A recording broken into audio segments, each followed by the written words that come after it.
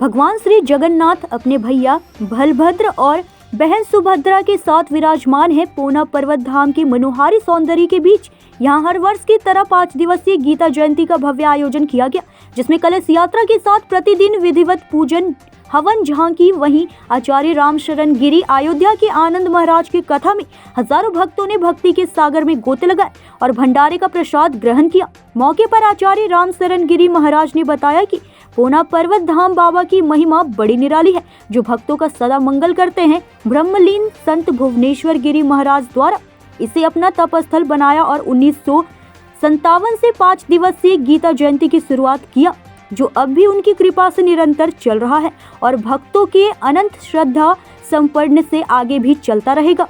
हम लोग रामगढ़ से आए हुए हैं। मेरा नाम राधा रानी हुआ। यहाँ पूना में पूना पर्वत धाम में आए हैं।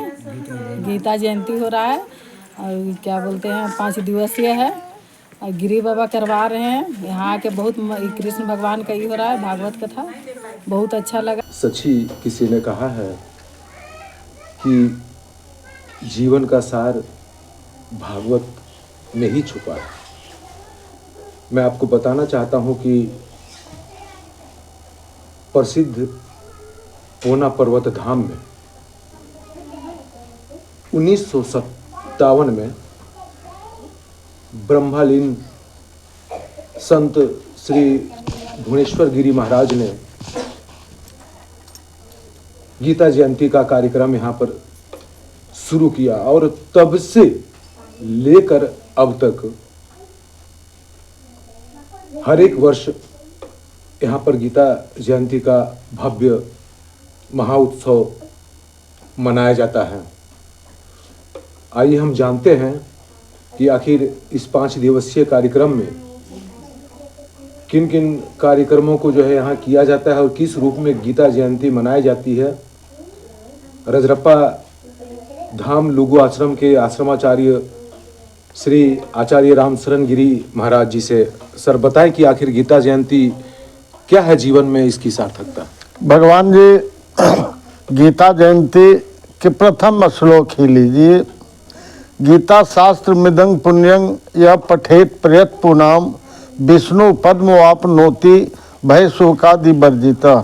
गीताध्ययनशीलस्य प्राणायाम परस्य च नैविशन्ति ही पापानि पूर्व जन्म कृतानि च। इस जन्म के पाप को ही नहीं, अगर हमारा पुण्य उस जन्म में भी अगर हमसे कुछ गलती हुआ है, पाप का उपार्जन हुआ है, तो गीता के द्वारा निश्चित है कि हम उस पाप से उद्धार हो सकता है। हम लोगों का ये स्थान हजारीबाग जिला में पहले पड़ता था, अब रामगढ़ जिला के अंदर में है। रामगढ़ जिला के अंदर में एक यही स्थान है जो 1957 ईस्वी से बाबा के द्वारा गीता जयंती का उपलब्धि कराया गया और उस समय से लेकर हम अपने समय तक में अभी तक में प्रत्येक साल 10, 20, 25, 50 गीता को बांटा जाता है। इसलिए बांटा जाता है कि हर हिंदू के घर में एक गीता, एक रामायण जरूर होना चाहिए। अगर नहीं कोई पढ़ने वाला है तो उसको धूप दीप अगरबत्ती दिखा करके सेवा करे, लेकिन हर हिंदू के घर में एक गीता, एक रामायण अनिवार्य रूप से रहना चाहिए। और इस बात को बताते हुए कि भाई ये जीवन का सार गीता है, भगवान क्या है, अगर उनको जानने का इच्छा है तो समझ लो गीता के दर्शन करो। गीता में साफ शब्दों में कह दिया अर्जुन को, हे अर्जुन तुम मुझे नहीं देख सकते हो। अब बताइए जो अर्जुन उनका रथ हाँकते हैं कृष्ण भगवान, वो कह रहे हैं कि तुम हमें नहीं जानते हो, नहीं देखते हो। कहे कि न तुम सकसे द्रष्टु न नैव स्वचक्षुषाम दिव्यम ददामि ते चक्षु पश्य में जोगेश्वरम। कि हे अर्जुन अगर तुम मुझे देखना चाहते हो तो इन आँखों से नहीं हम दिखाई पड़ेंगे, हमें देखने के लिए तुम्हें एक दिव्य नेत्र की आवश्यकता है।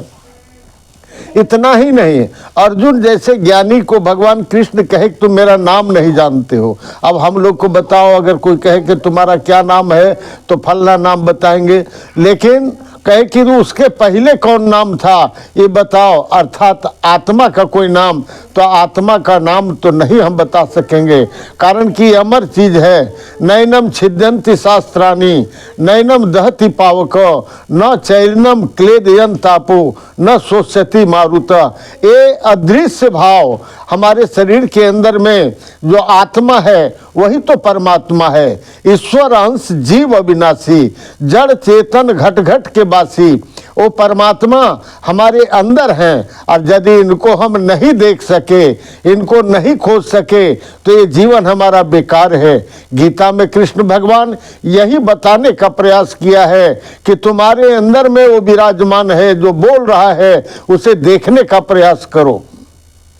जी, जैसा कि आपने सुना, आचार्य श्री रामशरण गिरी जी महाराज ने बताया कि भागवत और सत्संग ये हमें बताते हैं कि आखिर परमात्मा का ही वास आत्मा के अंदर है और हमारे विवेक को ये जागृत करते हैं और आध्यात्म की ओर ले जाते हैं।